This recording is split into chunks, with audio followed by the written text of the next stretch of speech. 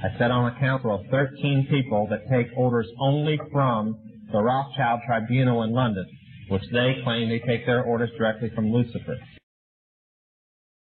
I was the manager of Zodiac Productions, which Zodiac Productions, its name's been changed since then. I'm not even sure what they call it now, but it's the largest music conglomerate in the world. It owns RCA Records, Columbia Records, Motown Records, owns almost all the concert booking agencies in the United States. And that's not even the name of the company that owns it. The name of the company that owns it is Brenner Enterprises, and Brenner Enterprises is owned by Chase Manhattan.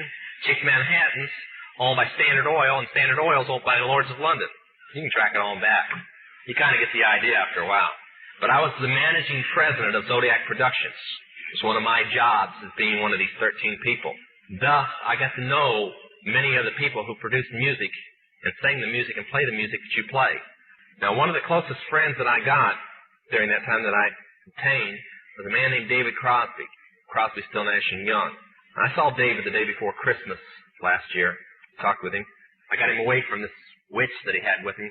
He told her to go shopping. We were in West Hollywood, and I was witnessing around to people I knew. We went off in this store, and we started talking. I said, David, I'd like to ask you a couple questions.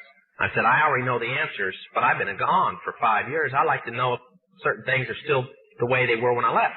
I said, now I'll have to explain some of this when I'm done, because you're not going to understand it all unless you know something about music. I said, do they still take the master to the temple room? Dave said, yeah.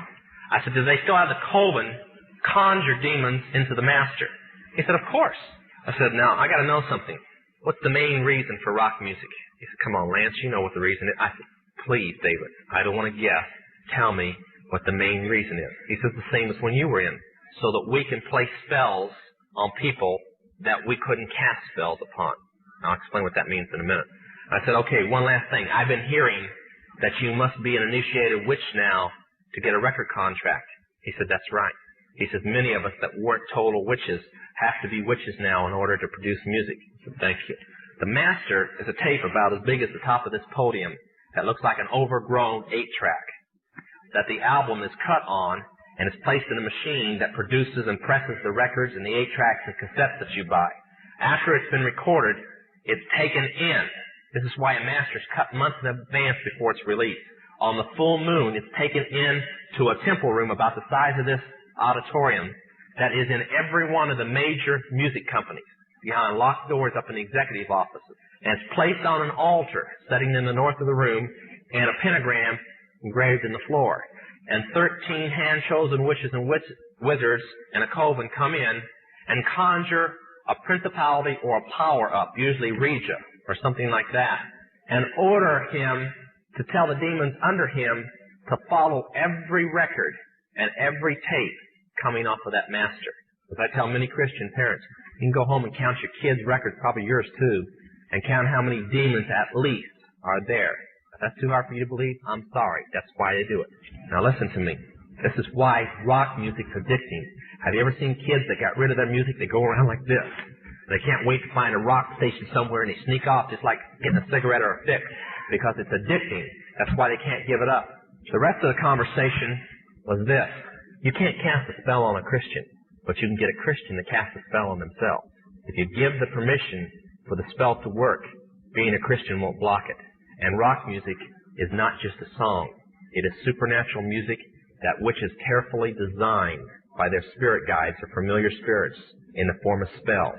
Now, although the devil's music's power is the music and God's music is the words, much of the songs are written in what we call witch language. To give you kind of an idea, many of you talk on a CB, unless you know what a smoky is, and a 10-4, and a front door and back door and rocking chair and these type of things, you don't know what you're talking about.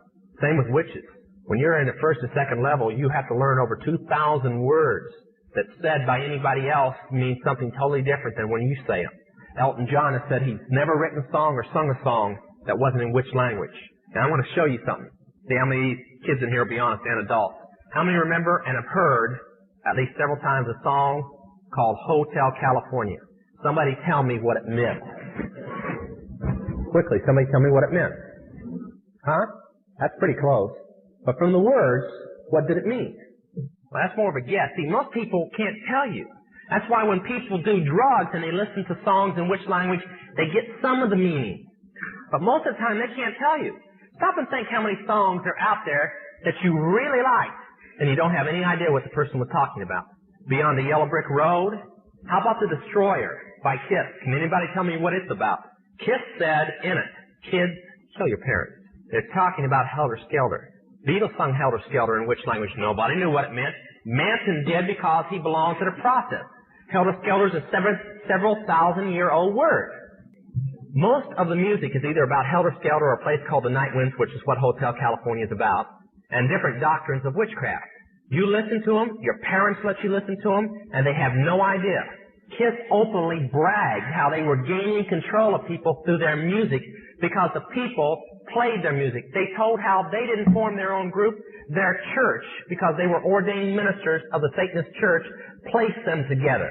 And that's how most of the music is done. David Crosby, when him and Crosby, Still, Nash & Young produced the record Two-Way Street, they ordered the principality of Medici to order demons of rebellion to go into the record, and everybody that heard it would be rebellious against law and order and government. And it was one of the reasons for the great upheaval in the 60s was that one album. And they take open credit for it. I have personally talked with Johnny Todd on the basis of Jack Chick's recommendation. Having known Johnny Todd now for more than 4 years, and my having known him for some